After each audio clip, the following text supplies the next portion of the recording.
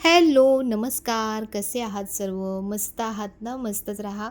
सर्वांना सर्वप्रथम श्री स्वामी समर्थ. तुम्हाला सर्वांना आजचा दिवस खूप छान आनंदाचा आणि आरोग्यदायी जाओ. तर माझी दिवसाची सुरुवात अशी छान सगळी झाडांकडे पाहणी, कुठे काय आहे, कुठे काय नाही ते सगळं बघून होते. आणि जे पण तुम्ही असे इनडोअर ठेवता ना मनी प्लांट्स वगैरे, तर त्याचंसुद्धा पाणी निदान आठवड्यातून एकदा तरी तुम्ही चेंज करा. आणि ते पाणी जर आपण स्वच्छ ठेवलं, जर स्पेशली तुम्हाला सांगेन की जे आपलं फिल्टरचं पाणी येतं ना, ते पाणी जर तुम्ही त्याच्यामध्ये वापरलत ना, तर तुमचे मनी प्लांट्स खूप छान वाढतातसुद्धा आणि हिरवेगारसुद्धा राहतात. तर तुम्ही म्हणाल की ताई कुठे आली आहेस? तर आज मी आलेली आहे. फायनली मी विचार केला की आता मी केसांचं काम करणार आहे. कारण तुम्ही बघा की आता त्यांनी वॉश केले, त्यानंतर ब्लो ड्राय केले, तरीही केसांची अवस्था बघा. कारण एकदा तुम्ही ते करायला लागलात ना, मग तुमच्या केसांनासुद्धा त्या गोष्टींची सवय होते. आणि दुसरी गोष्ट म्हणजे की मलाही खूप अनकम्फर्टेबल वाटत होतं. म्हणजे काही शूट करायचं म्हटलं, काय करायचं, तर सतत आपला चेहरा कॅमेऱ्याच्या समोर असतो. तर त्याच्यामुळे आपण तेवढं व्यवस्थित थोडंसं प्रेझेंटेबल राहणं पण तितकंच महत्त्वाचं असतं. तर म्हणून म्हटलं चल फायनली आता सध्या तरी करून घेऊ ट्रीटमेंट, नंतर बघू पुढचं पुढे. तर म्हणून मी आता इथे माझं जे नेहमीचं सलून आहे ना, तिथे आली आहे. दवन म्हणून हे सलून आहे, आमच्या इथं जवळ आहे. तर नेहमी माझं केसांचं काही काम असेल ना, तर मी इथेच करते. कारण हे जे करतायत ना आणि त्यांचं नाव शेज आहे आणि तेच आता जवळपास 1 वर्ष झालं माझ्या केसांचं काम ते खूप छान प्रकारे हँडल करतात. ह्यांच्या आधी इथे एक सूरज म्हणून होते. त्यांनी माझे केस खूप छान मेंटेन ठेवले होते.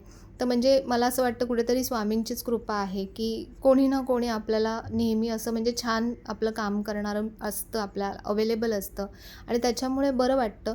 मग मी त्यांच्याकडूनच जे पण काही कधी स्पा करायचं असेल, कलरचं काम करायचं असेल, आता ट्रीटमेंटचं असेल, तर ते सगळं नेहमी त्यांच्याकडूनच करून घेते. कारण एकच व्यक्ती असेल ना, तर त्या व्यक्तीला बरोबर कळतं, की तुमच्या केसांचा ॲक्च्युली काय प्रॉब्लेम आहे, काय केलं पाहिजे, कसं केलं पाहिजे. तर म्हणून डिसाईड केलं आणि म्हटलं आज हे काम करूनच घेऊ आता. तर जस्ट आत्ता आली मी घरी आणि माझा अवतार बघा एकदम डेंजर. म्हणजे जो केसांचा जो रंग असतो ना, ते जेव्हा जे हे करतात आयनिंग करतात, तर तो कलर जरा म्हणजे हे होतो, फेड होतो. आणि जवळपास किती वेळ लागला, मी 1:30 वाजता गेली होती. ते आता किती वाजले, 6:30, 6:30 पावणे 7 झाले. म्हणजे पहिल्या दिवशी एवढा वेळ लागतो. ॲक्च्युली पहिले जेव्हा करायचो ना, म्हणजे जे केराटिन स्मूथनिंग वगैरे होतं ना, त्याला तर आणखीन खूप वेळ लागायचा. कारण 2-2 वेळा ते लोकं क्रीम लावायचे, वॉश करायचे, मग परत आयनिंग करायचे. हे असे शॉक लागल्यासारखे दिसतात. पण आज मला असेच हे ठेवायचे आहेत. कारण त्याला हलवायचं नाही जास्त, लावायचं नाही, म्हणजे असं क्लिपिंग करायचं नाही, ओलं होऊ द्यायचं नाही, ही काळजी घ्यावी लागते. ॲक्च्युली ही जी ट्रीटमेंट आहे ना, याच्यामध्ये सेम डेसुद्धा वॉश करता येतं. पण ते म्हणाले की नको, ते छान केसांमध्ये छान असं पेनिट्रेट होऊ दे, त्याच्यानंतर मग आपण उद्या वॉश करू. आणि मग उद्या मला पूर्ण आता ग्लोबल कलरसुद्धा मी करणार आहे. आता संपूर्ण वर्षभर म्हणजे मागच्या जूनमध्ये मी केलं होतं, त्याच्यानंतर मी आता करते. म्हणजे बघा किती वर्षापेक्षा जास्त दिवस मी थोडे खेचले आणि जवळपास एवढे केस माझे रिग्रोथ आहे पूर्ण. एवढे केस नवीन आलेले होते, म्हणून इथे वरती असे पूर्ण असे टोपल्यासारखे केस दिसत होते. तर ह्या ज्या ट्रीटमेंट आहेत ना, ह्याच्यामध्ये केमिकल नसतं असं नाही आहे, पण खूप कमी प्रमाणात केमिकल असतं. तुम्ही कुठून करताय हे पण खूप इम्पॉर्टंट असतं. कोण करतंय, कशा पद्धतीने करतंय, किती हायजीन मेंटेन ठेवतंय करताना. म्हणून माझं जे रेग्युलर सॅलून आहे, जिथे मी करते केसांचं काम, तिथेच मी जाते. बाकी मी कुठेही जात नाही.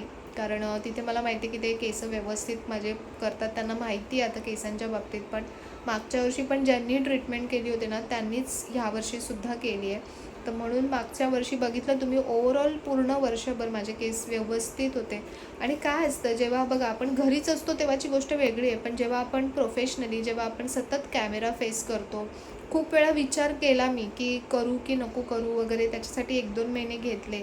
पण नंतर जसं व्यवस्थित थोडं डिस्कस केलं, तर तेव्हा ते म्हणाले की आता तसे पहिल्यासारखे प्रोडक्ट्स नाही राहिलेत, की ज्याच्यामध्ये जेव्हा आपण केरेटिन ट्रीटमेंट करायचो ना, त्याच्यामध्ये खूप प्रमाणात केमिकल असायचे.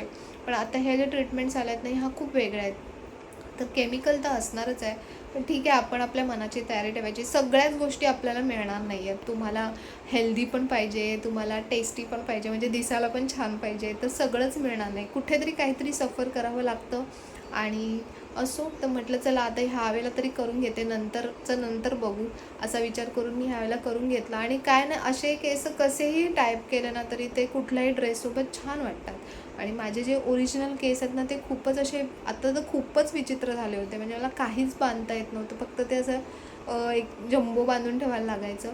तर म्हणून म्हटलं की सगळे मागे लागले होते की तू कर कर, केस खूप खराब दिसत आहेत, तू कर. तर म्हणून म्हटलं चला करूया. आणि ह्याचे डिटेल्स मी काय सांगू, याला बोटोलिस म्हणून काहीतरी नवीन ट्रीटमेंट आली आहे, ती मी केली आहे. आणि असं सगळं आहे. तर आता उद्या कलर करणार आहे आणि उद्या वॉश करणार आहे. तर आता पहिले सगळी कामं आवरून घेते. आणि ट्रीटमेंटचं नाव तुम्हाला सांगितलं.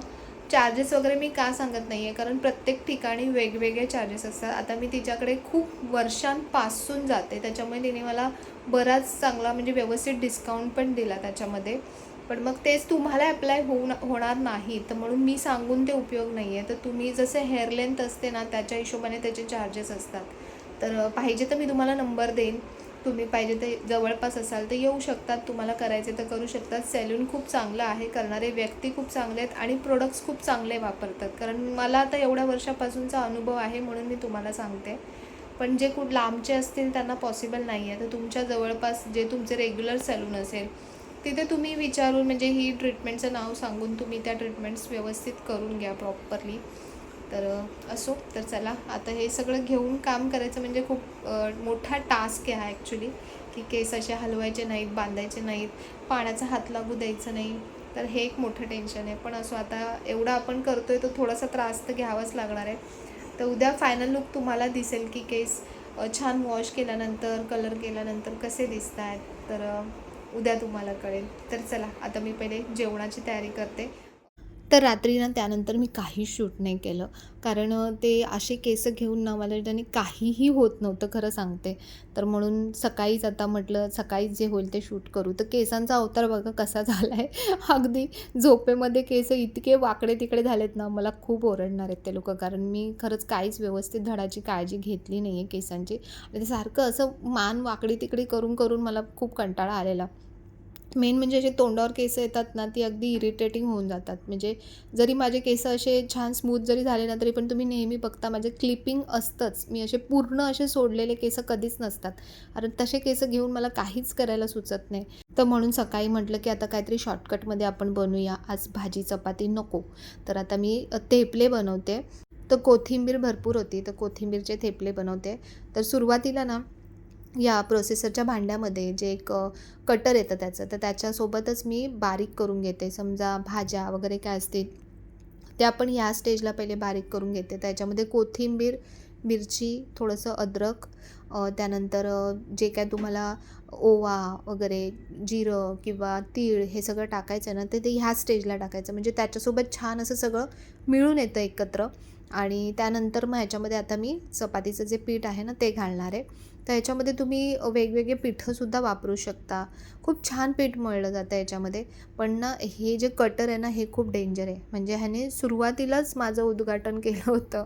सुरुवातीलाच मला इतकं डेंजर लागलं होतं ना हे, तिथपासून मला खूप भीती वाटते. म्हणून काढताना मी खूप सांभाळून काढते. पहिले त्याचे कवर्स जे आहेत ते लावते आणि त्याच्यानंतरच काढते. कारण पटकन इतकी धार आहे ना त्याला, की थोडंही लागलं ना लगेच कट होतं. तर ते चेंज केलं. नाहीतर कधी-कधी ते लक्षात पण राहत नाही. म्हणजे ते तसंच ठेवतो आणि मग त्याच्यामध्ये डायरेक्ट पीठ टाकतो. पण नंतर पुन्हा दुसरं लावायला खूप प्रॉब्लेमॅटिक होऊन जातं. तर म्हणून ते वेळेतच आता सवय झाली ना, तर आता बरोबर लक्षात राहतं. तर आता गव्हाचं पीठ घातलं, त्यानंतर थोडंसं बेसन याच्यामध्ये घातलं आहे. बेसन घातलं ना की आणखीन छान मिळून येतं ते. त्यानंतर यामध्ये थोडंसं दही घालायचं. दह्याने ना त्याचं टेक्स्चर जे असतं ना ते अगदी असं मस्त लोण्यासारखं येऊन जातं आणि टेस्टला पण खूप छान लागतात तेपले. तर दही घातलं. त्यानंतर याच्यामध्ये जे पण तुम्हाला काही मसाले आपले हळद, तिखट मसाला थोडासा, म्हणजे तुम्ही मिरच्या ऑलरेडी घातलेल्या आहेत तर त्याच्याप्रमाणे तुम्ही हे प्रमाण घाला. त्यानंतर जे धने जिरे पावडर आहे, थोडासा गरम मसाला, त्यानंतर मी यामध्ये थोडासा चाट मसालासुद्धा घातला, त्याची पण चव छान येते. थोडीशी आमचूर पावडर याच्यामध्ये टाकली. म्हणजे तुम्ही थेपले ही अशी गोष्ट आहे ना की याच्यामध्ये जितकं तुम्ही काही घालाल ना तितकं कमीच आहे. याच्यामध्ये मी बडीशोपसुद्धा घातली होती. बडीशोपची पण एक खूप छान टेस्ट याच्यामध्ये येते. आणि हे जमतं दही तुम्ही नाही घातलंत ना तर हे तेपले बरेच दिवस राहतात. म्हणजे तुम्हाला कुठे प्रवासाला जातानासुद्धा घेऊन जायचे असतील तर तरी तुम्ही हे नेऊ शकता.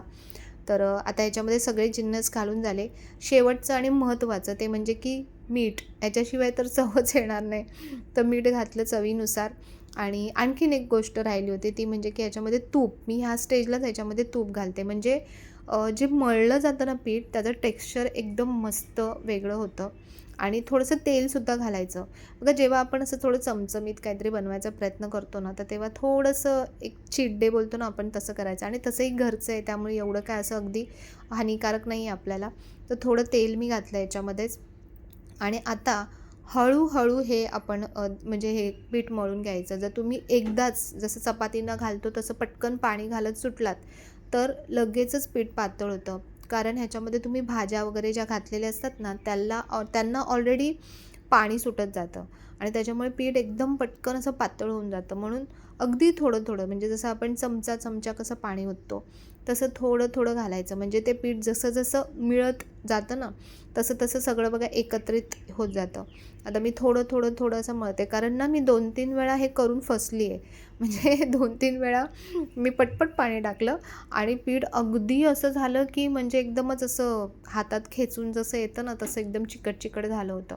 मग पुन्हा त्याच्यामध्ये थोडं आणखीन पीठ मिक्स करत, पण मग त्यामुळे काय होतं आपण जे बेसिक पहिले जे पदार्थ टाकलेले असतात तर त्याची सगळ्याची चव आहे ना बदलते.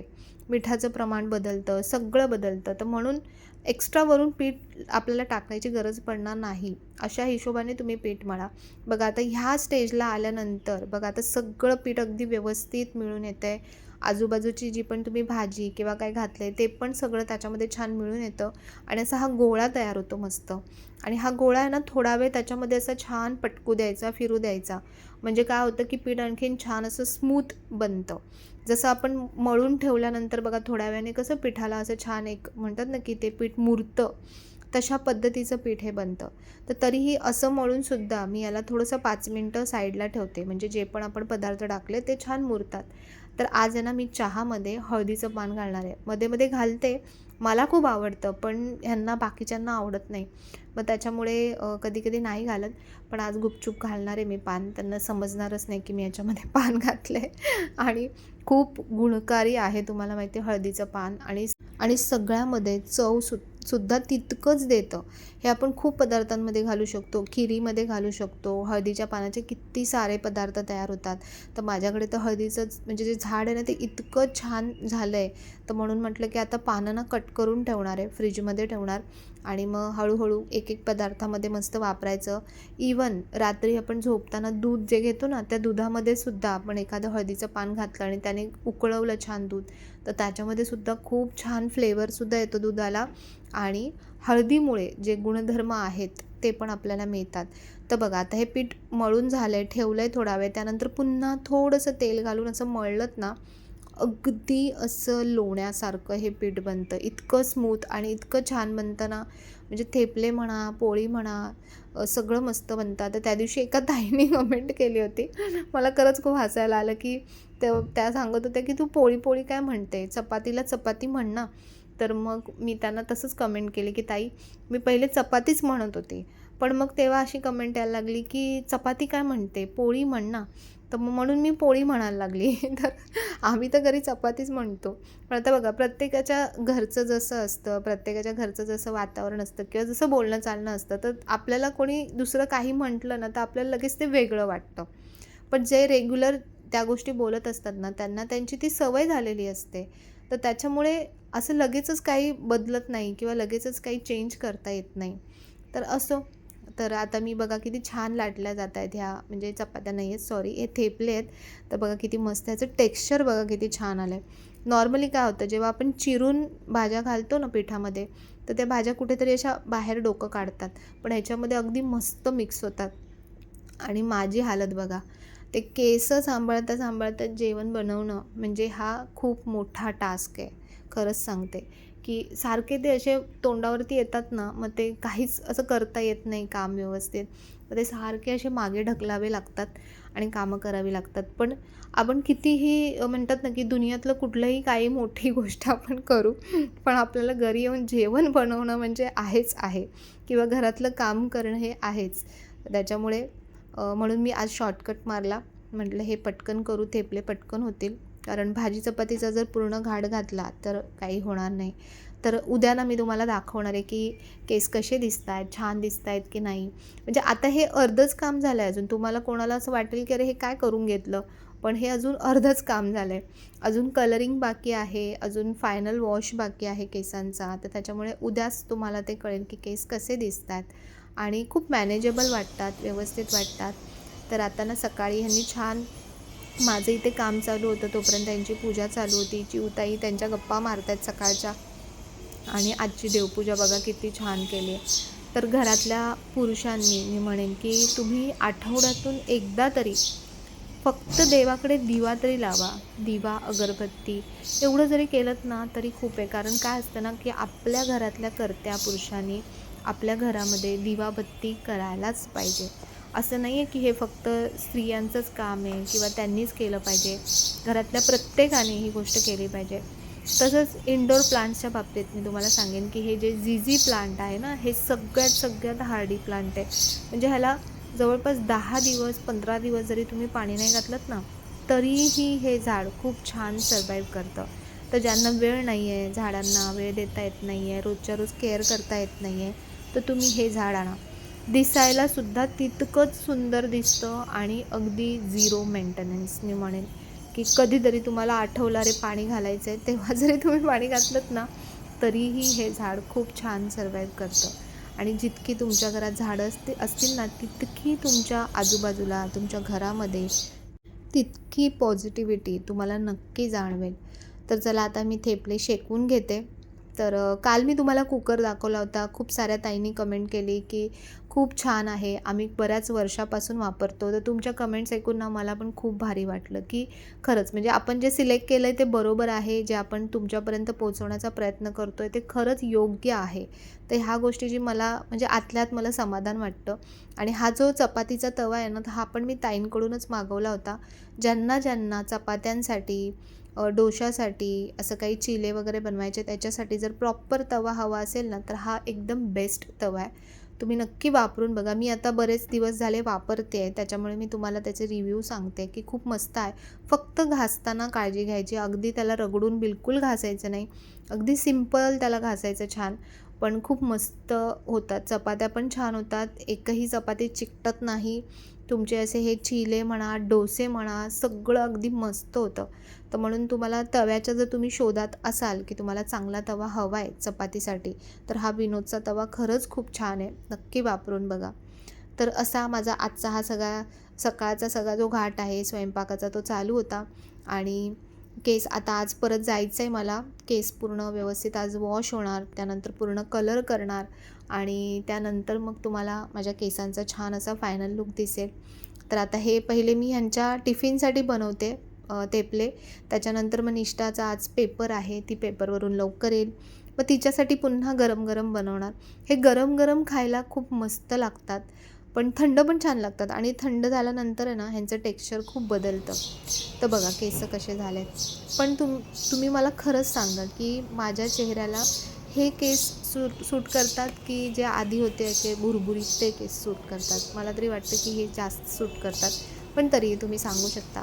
तर अशा प्रकारे ना शॉवर कॅप लावायचं जेव्हा आज मला अंघोळीला थोडा उशीरच झाला होता. बाकीचं सगळं आवरत बसली काय आणि म्हटलं नंतर सगळ्यात नंतर मग केस म्हणजे अंघोळ करेन. कारण मग घाम येतो ना खूप काम करताना. मग त्याच्यामुळे म्हटलं नंतर करेन. त्यांनी घाम पण येऊ देऊ नका असं सांगितलेलं होतं, पण एवढं तर काही करता येणार नाही. तर असो, तर अशी शॉवर कॅप लावली ना मग केस व्यवस्थित राहतात. पहिले तर असं काही प्रकार नव्हता माझ्याकडे, तर तेव्हा मी प्लॅस्टिकची पिशवी लावायची केसांना आणि तरीही ते खराब व्हायचे, ओले व्हायचे. तर आता हे बेस्ट ऑप्शन आहे. मस्त केस छान ह्याच्यामध्ये पॅक होतात. तर असा आजचा व्हिडिओ होता. आवडला असेल तर व्हिडिओला लाईक, शेअर, सबस्क्राईब नक्की करा. पुन्हा भेटूया अशा छानशा व्हिडिओमध्ये. तोपर्यंत सर्वांना बाय आणि सर्वांना श्री स्वामी समर्थ.